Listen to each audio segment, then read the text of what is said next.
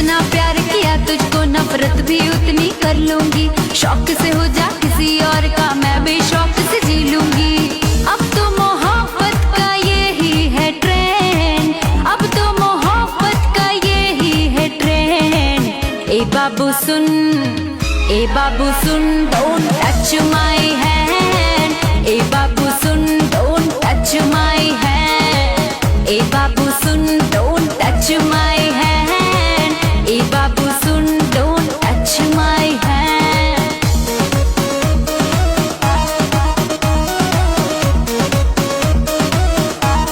जितना प्यार किया तुझको नफरत भी उतनी कर लूंगी। शौक से हो जा किसी और का मैं बेशौक से जी लूंगी।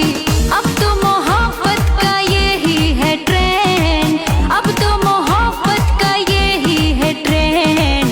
ए बाबू सुन, ए बाबू सुन।